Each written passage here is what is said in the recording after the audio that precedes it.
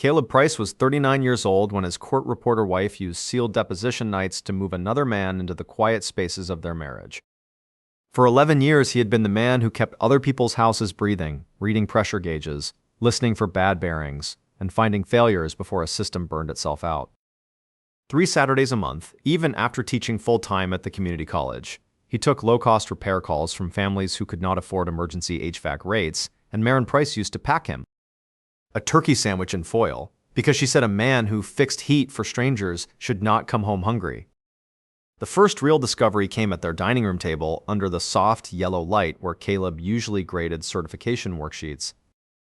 What Caleb found in the shared tax folder made his fingers lock around the edge of the paper. He found a rush transcript deposit dated for a courthouse proceeding that did not appear on the public docket, a downtown parking charge near Grant Ellison's private appellate office, and a dinner payment labeled as a client expense on a night Maren had said the judge kept everyone late. By Monday, she had used their joint tax worksheet to make false transcript income look routine. By Thursday, she had turned his own lack of legal polish into the reason he was not supposed to ask questions. He fixes air conditioners. Paper trails are not exactly his language. She had no idea his father's old HVAC training program, the one she once called garage paperwork, would let him protect the one thing she never thought he was smart enough to own. Before we jump into the story, comment where in the world you're watching from and subscribe, because tomorrow's story is one you need to hear. Caleb and Maren Price lived in a 2-bedroom brick ranch outside Dayton, Ohio, in a neighborhood where people knew the sound of Caleb's work van before they saw it. The van was old enough to complain on cold mornings, but Caleb kept it running with the same patience he brought into most parts of his life. He taught HVAC fundamentals at Miami Valley Community College during the week and repaired furnaces, condensers, and rooftop units on weekends when the work could not wait. Maren was different from him in the way a transcript is different from a toolbox. She was exact. She could remember the wording of a conversation from 6 months earlier and correct a person without raising her voice. In courtrooms, attorneys trusted her because she did not flinch when people argued over money, custody, contracts, or blame.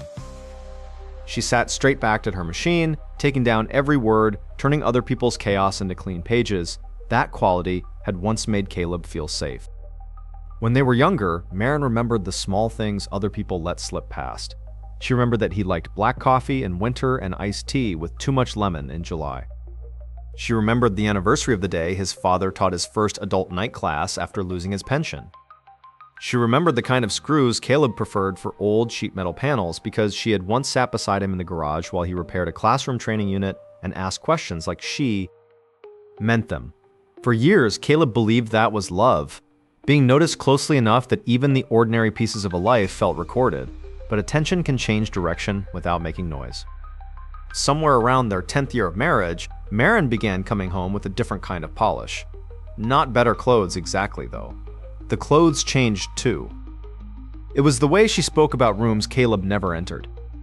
She talked about appellate panels, expert witnesses, sealed hearings, expedited transcripts, and attorneys who billed more in an afternoon than Caleb made in a week of teaching. She did not insult him at first. That would have been easier to see. She corrected him gently. She smiled when he mispronounced a legal term. She told him not to worry about certain documents because they were procedural. She made the words sound kind, like she was saving him from embarrassment. Caleb wanted to believe her because trust to him was like a properly charged system. If the pressure held steady, a man did not start tearing open panels just to prove they were intact. Maren had earned years of benefit from him, and he gave it freely.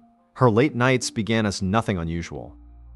Court reporters sometimes worked strange hours when attorneys needed rush transcripts or depositions ran long.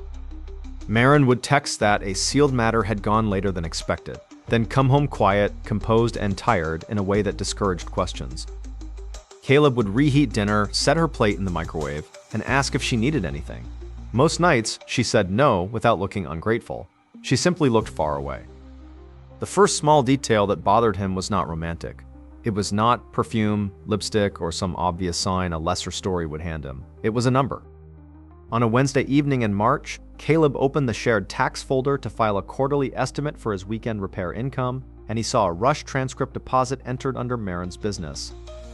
Income for a date he remembered clearly. That night, she had told him the courthouse had kept everyone late for a sealed deposition. Caleb stared at the date longer than he wanted to. The amount was not huge. The description looked ordinary, but he had been trained by machines that failed in small increments. A system rarely announced the breakdown at the start. It gave off a temperature change, a weak vibration, a pressure reading just far enough outside the normal range that a careless man could explain it away. Caleb closed the folder without touching anything else. For the rest of the night, he told himself he was being unfair. Maren worked around legal confidentiality every day. Not everything appeared where a regular person could see it. Not every late night had a clean public record attached to it. He washed the dinner plates, checked the thermostat, and sat beside her on the couch while she watched a procedural drama and corrected the courtroom dialogue under her breath. But the date stayed with him. It sat there like a loose wire behind a panel, harmless until the wrong current found it. The next morning, Caleb did what he had done most of his adult life when a reading seemed wrong. He checked the simplest explanations first. At the college, between an 8 a.m.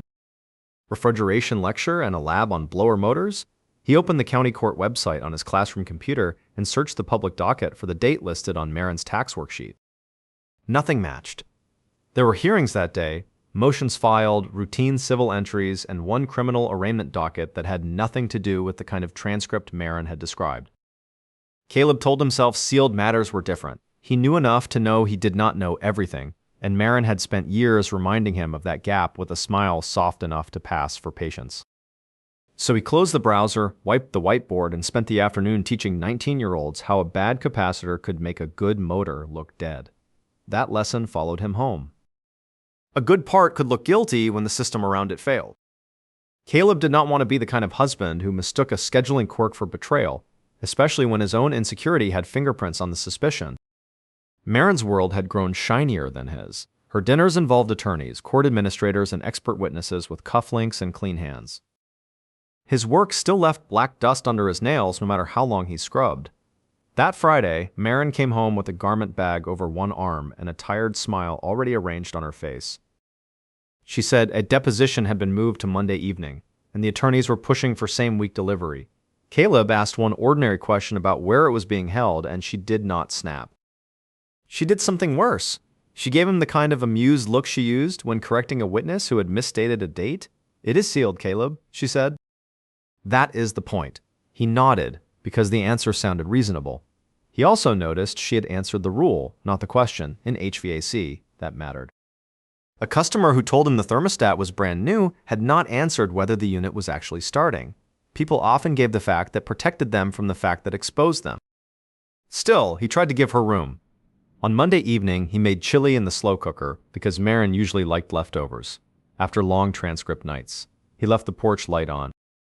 He did not call her when 9 passed, then 10, then 11.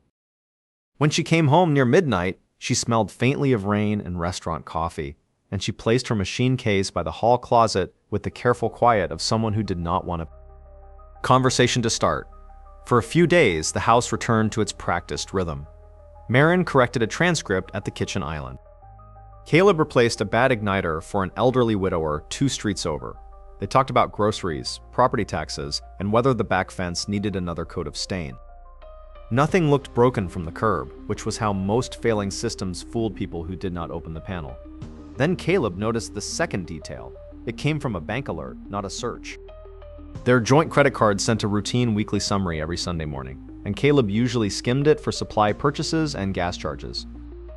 That week, one charge sat near the bottom.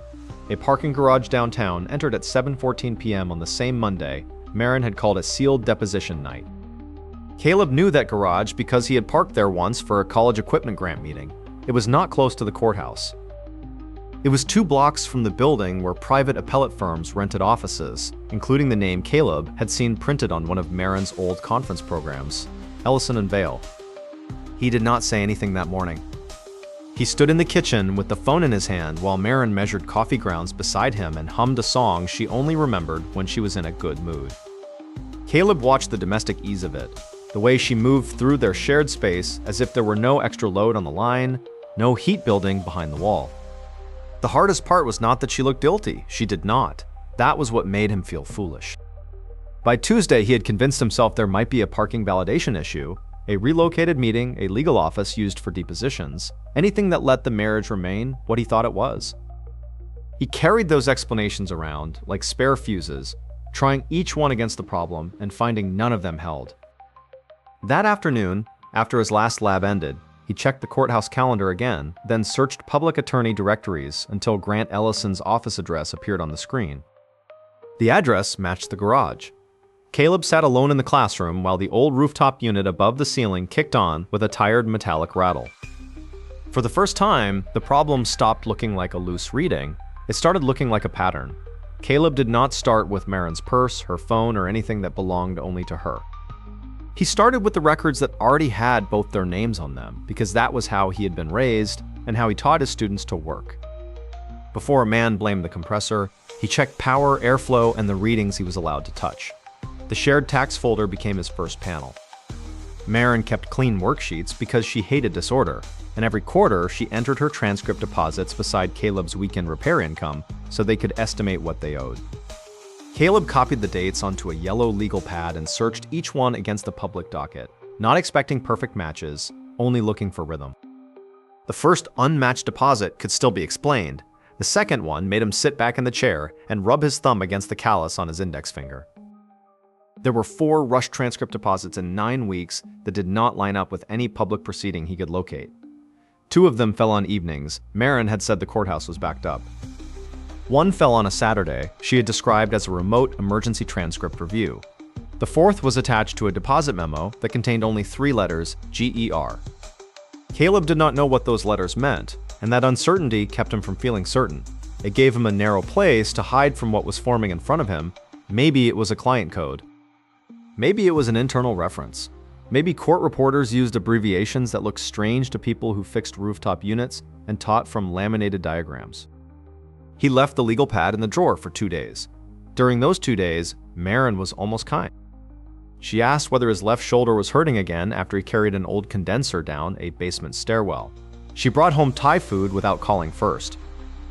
She leaned against the garage doorway while he replaced a cracked relay on a training unit and asked if the college was still short on lab funding. Caleb answered her carefully because the old version of their marriage was standing close enough to touch, and part of him wanted to pretend it had not been rerouted behind the wall. On Thursday night, while Maren said she was proofreading a transcript in the den, Caleb opened their joint credit card statements from the last 3 months. He did not search for romance. He searched for repetition. Machines did not fail randomly for long. If the same breaker tripped under the same load, there was a reason, and people were not as different from machines as they liked to believe. The pattern arrived slowly. A parking garage near Grant Ellison's office appeared on 3 evenings with unmatched transcript deposits. A restaurant called Lark and Iron appeared twice, both times after 9 p.m., both times entered as a business meal. On one of those nights, Maren had come home holding her shoes in one hand because, she said, courthouse marble floors were murder on her feet. Caleb printed the statements and immediately felt ashamed of the sound the printer made. It felt too loud in the house. Every page sliding into the tray seemed to accuse him of becoming the kind of husband Maren would later describe to someone else as insecure, suspicious, and out of his depth. He stood beside the printer until the last page dropped, then carried the stack to the garage because he could not look at it under the same roof where she was typing. The garage smelled like oil, dust, and old cardboard. Caleb sat at his father's workbench, the one he had moved from the old house after the funeral, and spread the pages beside a carburetor his father had never finished rebuilding. He circled dates with a red pencil. He drew lines between deposits, parking charges, and Maren's explanations. The page began to look like a wiring diagram where someone had hidden a bypass. The first document that gave Grant Ellison a clearer shape came from a public court search.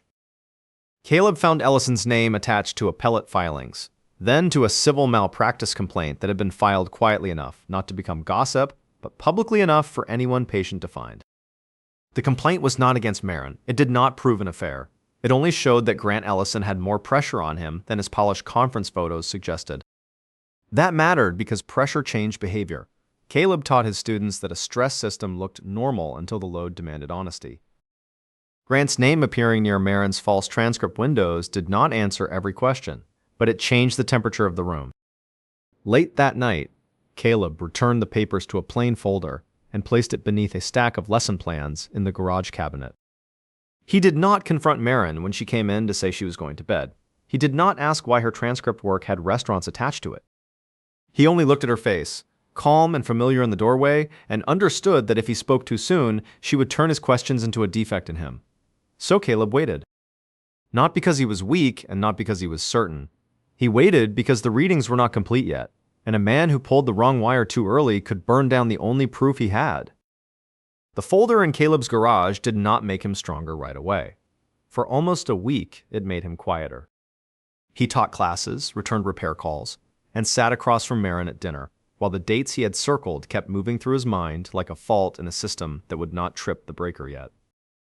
The turning point came from a different stack of paper, one Maren had never bothered to take seriously.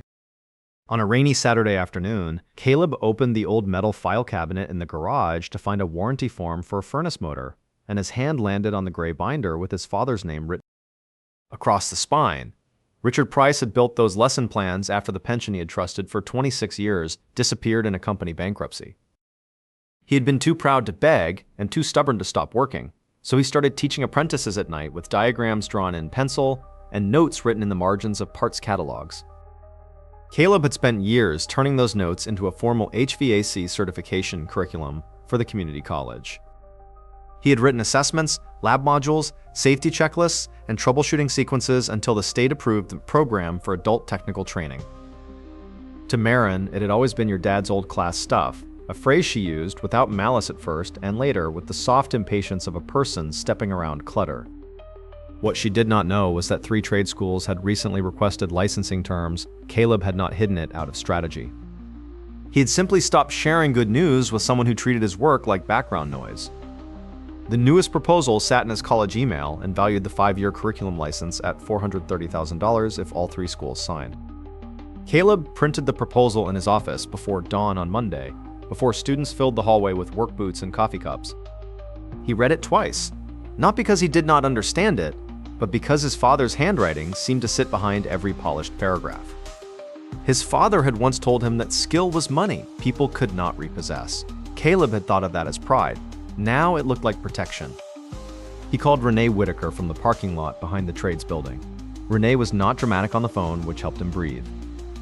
She asked what records he had, what accounts were joint, what belonged to the marriage, and what had been created before and during it. When Caleb explained the curriculum history, the state approval, and his father's original materials, Renee went quiet for a few seconds, then told him to preserve every draft, approval letter, contract email, and dated file. "You do not argue about this at the kitchen table," she said. "You document it." That same afternoon, Renee referred him to Paul Mercer, a forensic accountant with square glasses and a habit of asking questions in the order money would answer them. Paul did not discover the affair for Caleb. Caleb had already found the pressure readings. Paul only helped him separate noise from pattern. Joint income, transcript deposits, credit card charges, business meals, parking garages, estimated taxes, and the way Maren had begun moving certain expenses into categories that made them look professional. For the first time, Caleb saw the outline of Maren's plan. She was not only hiding an affair. She was preparing a version of the marriage where Caleb looked small, financially dependent, and too unsophisticated to understand what had passed through their accounts. If she filed first, she could tell the court he was a trades instructor with modest income while positioning her legal world earnings as disciplined and necessary. That night, Caleb almost confronted her. Maren stood at the kitchen island in a charcoal blazer, reviewing a printed transcript with a glass of wine beside her, and the normalcy of it pressed against him harder than a confession would have. She asked if he had remembered to call about the dryer vent, as if his usefulness remained the safest part of him. Caleb looked at the transcript pages, then at her calm face, and felt the question rise in his throat. He wanted to ask about Grant Ellison. He wanted to ask why a sealed deposition needed dinner at Lark and Iron. He wanted to ask when she had decided that his trust was just another system she could route around. Instead, he opened the refrigerator and took out the leftover chili. Maren watched him for a moment, measuring him the way she measured witnesses, then returned to her pages. She still believed she was managing the room. Caleb could see it in how easily she let the silence pass. 2 days later, a letter arrived from Maren's attorney, requesting preliminary financial disclosures and proposing temporary terms that gave her control over the house, the joint operating account, and any education-related supplemental income. Caleb read the phrase twice at the mailbox. Then he folded the letter, placed it inside the garage folder, and called Renee before Maren came home. The hearing was scheduled for a Thursday morning in a county domestic relations courtroom that smelled faintly of copier toner and old wood polish. Maren arrived in a navy suit with her hair pinned low, carrying herself like a woman who understood rooms where other people lost control. Grant Ellison sat 2 rows behind her attorney, not beside her, close enough to be seen and far enough to look uninvolved if anyone asked later. Caleb sat between Renee Whitaker and Paul Mercer with one folder in front of him and both hands flat on the table. He had repaired enough failing units to know that the loudest noise was not always the problem. Sometimes the real failure sat quietly in the wiring while everyone stared at the fan. Maren's attorney opened by describing her as disciplined, professional, and financially responsible. He spoke of Caleb as a hardworking but limited trades instructor whose side income was inconsistent and poorly documented. Maren kept her eyes lowered in a performance of restraint. It was not shame. It was courtroom posture, the kind she had watched hundreds of witnesses use when they wanted the room to mistake control for credibility. Renee did not interrupt. She waited until the temporary financial claims were on the record, then began with documents no one could call emotional. The first exhibit was the shared tax worksheet Maren had maintained herself. The second was the public docket for the same dates. The third was the joint credit card summary showing parking charges near Grant Ellison's office during the same windows Maren had labeled as sealed deposition work. Maren's face did not collapse. She adjusted. Caleb saw it happen in real time. Her chin lifted half an inch, and her expression moved into professional inconvenience, as if the issue were not betrayal but formatting. That income was entered for tax purposes, Maren said, when the judge allowed a brief response. Court reporting involves confidential matters. Caleb has never really understood the boundaries around that. Renee turned one page in her binder. She did not raise her voice. She asked whether Maren had used confidentiality to explain missing docket entries to her husband. Maren said confidentiality was not an excuse, only a reality of her work.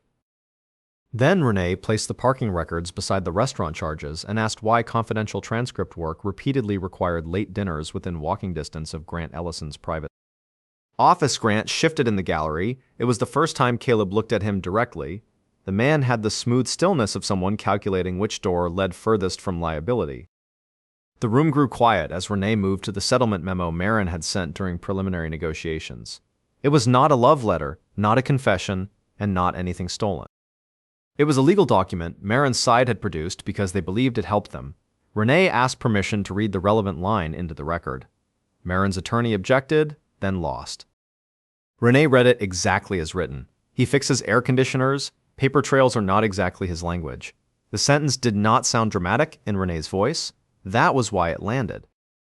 It sounded casual, administrative, almost efficient, like Maren had reduced 11 years of marriage to a job description and a limitation. A few people in the gallery turned toward Caleb, then toward Maren, not with shock, but with a slower recognition that made the air harder to breathe. Caleb did not move. He kept his eyes on the table because looking at Maren would have given her something to manage.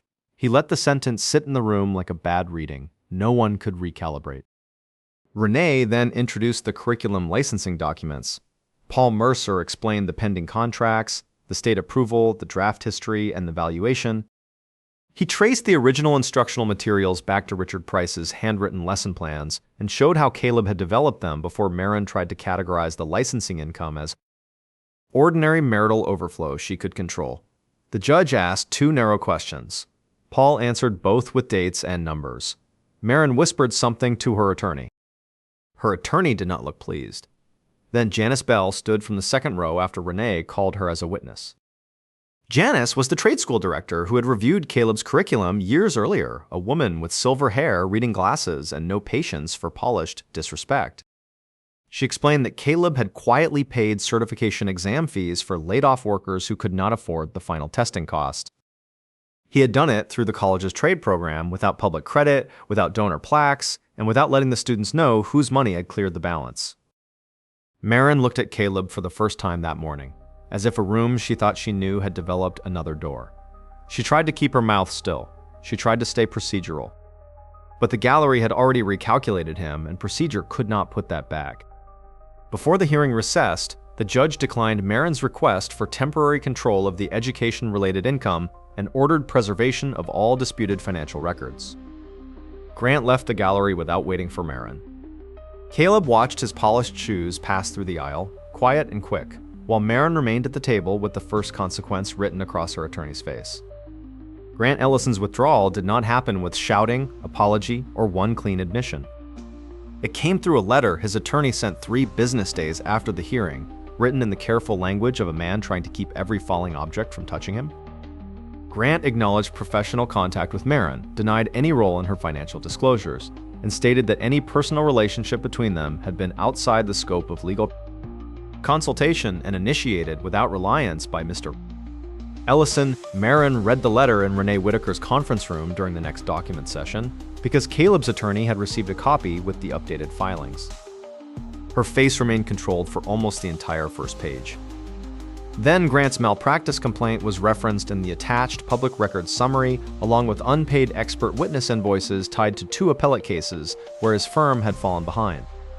The man Maren had treated like an upgrade had been carrying his own failing load, and when pressure reached the line, he opened the valve on her side.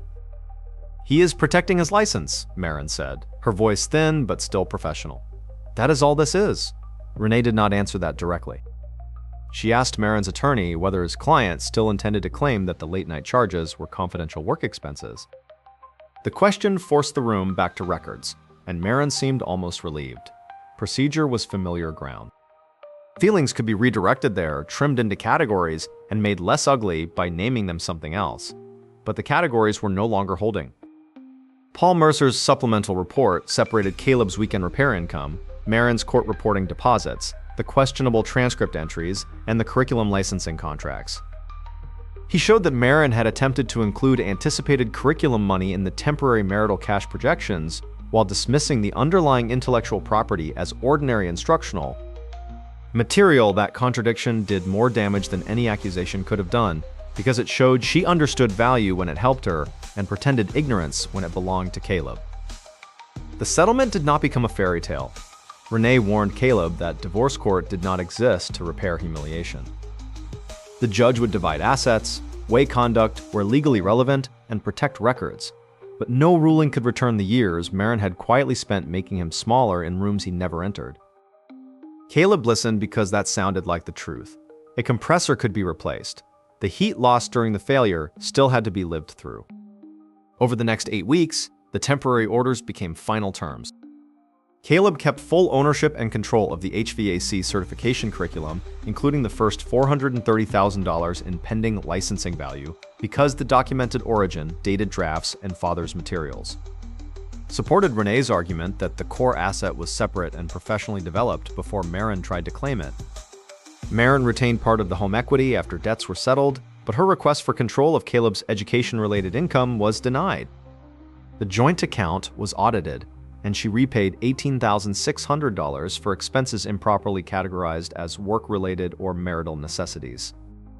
Her professional fallout arrived more slowly, which made it feel more real. The court reporting agency did not fire her in one cinematic stroke. First, 2 attorneys stopped requesting her by name. Then, a contract administrator asked for clarification on her outside billing practices.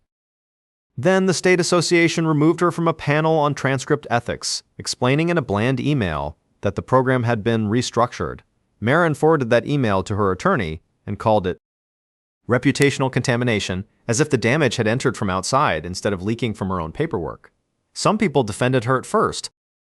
A few court staff said private marriages were complicated and that Caleb's side had made the hearing unnecessarily personal. One attorney who had used Maren for years said good professionals sometimes had bad divorces, but Janice Bell's testimony traveled farther than Maren expected. Students began leaving short comments on the college trade program page, thanking an unnamed instructor who had helped them sit for certification exams when money was short. No one had to say Caleb's name for people to understand who they meant. Caleb did not enjoy that part as much as viewers might have wanted him to. He kept teaching. He kept answering weekend calls. He met with Renee, signed corrected filings, reviewed licensing language with Paul, and went home to a house that felt louder after Maren's things were gone. Justice did not arrive like a plan. It arrived like a unit finally shutting off after running too hot for too long. Maren moved into a short-term apartment near the courthouse, close enough to the legal world to still feel attached to it and far enough from her old neighborhood that she did not have to pass Caleb's. Van and driveways on Saturday mornings. On the first night, after the final settlement conference, she sat at a small kitchen table with Grant's letter, the association email, and the repayment schedule spread in front of her. She did not cry loudly. She only reread the sentence where Grant separated himself from her, then folded the page along the crease already worn into it. Maren approached Caleb outside the community college trades building on a cold Tuesday afternoon, 3 weeks after the final order was entered. He had just finished locking the lab, and the hallway behind him still smelled faintly of solder, dust, and machine oil. She wore a gray coat he remembered buying with her after her first major transcript contract, and for a second, the sight of it brought back a version of her that had stood beside him in hardware. Aisles and asked which tools his father would have trusted. Did you know before the hearing, she asked. Caleb looked at her for a moment, then shifted the folder in his hand. I knew enough not to let you explain it away. Maren swallowed and looked toward the classroom windows. I thought you would not understand the legal side of it. Caleb's voice stayed level. You heard every word in the room except the truth. You thought respect was something a man had to earn loudly, but the whole marriage was being held up by things you never cared enough to notice. She did not answer right away. There was no useful procedure left for her to move the sentence into, no objection to make, no cleaner category to file it under. Caleb gave her a small nod, not warm and not cruel, then walked toward the parking lot where his old van waited with a new set of training gauges on the passenger seat. They never spoke again after that afternoon. The Price Second Chance Trades Lab opened 6 months later in the back wing of Miami Valley Community College, in 2 classrooms that used to hold outdated storage cabinets and broken lab fans. Caleb used the first curriculum licensing payment to renovate the space, replace 3 training units, and create a fund for exam fees, work boots, gauges, and basic toolkits. He named the program after no donor and no company. On the door, the lettering simply read, Price Second Chance Trades Lab. The first evening class had 14 students. One was a laid-off warehouse supervisor named Terrence Clay, who had failed the certification exam once because he could not afford the retest. One was a single mother named Brianna Holt, who took notes in purple ink and stayed after class to practice wiring diagrams until Caleb turned off the lights. Janice Bell visited on the first night, stood in the doorway with her arms folded, and watched Caleb explain airflow like it was not just a mechanical principle, but a way of understanding pressure, patience, and direction. Caleb did not become loud after winning. He did not suddenly dress like the attorneys who had once made Maren feel powerful. Most mornings, he still arrived before sunrise with coffee in a steel travel mug and a pencil tucked behind one ear. The difference was that people finally saw the structure he had been carrying. They saw the father's lessons behind the curriculum, the students behind the payments, and the kind of man who had spent years fixing systems without demanding applause for every room that stayed. Warm, the house changed too. The dining room table, where he had first found the false deposit, became a place for lesson revisions and quiet dinners with friends who did not make him feel smaller for speaking plainly. Renee Whitaker sent him referrals when trade workers needed contract advice. Paul Mercer helped him set up clean accounts for the lab fund. Some nights when the neighborhood settled and the furnace clicked on, Caleb could hear the system start cleanly and feel no need to check whether something hidden was burning behind the panel. A life does not rebuild itself all at once. It comes back through ordinary proof, one paid invoice, one signed contract, one student passing an exam, one room warmed by honest work. Caleb learned that betrayal can steal years, but it cannot always keep what it stole if a person is patient enough to document the damage and brave enough to stop begging to be understood by someone. Committed to misunderstanding him, Maren had believed the record belonged to whoever spoke the cleanest. Caleb proved the record also belonged to the man who kept every reading, every date, every small pressure change, and every piece of work she dismissed as beneath her. In the end, she did not lose because Caleb became someone new. She lost because the man she underestimated had been complete long before she bothered to look. If this story stayed with you, hit like, share it with someone who understands how quiet betrayal actually works, and subscribe for more stories like this one. Was Caleb right to wait until the hearing instead of confronting Maren at home? Which piece of proof would have made you suspicious first? The false transcript deposit, the parking charge, or the settlement line? And do you think Maren ever truly regretted the betrayal, or only regretted that Caleb understood the paper trail better than she expected?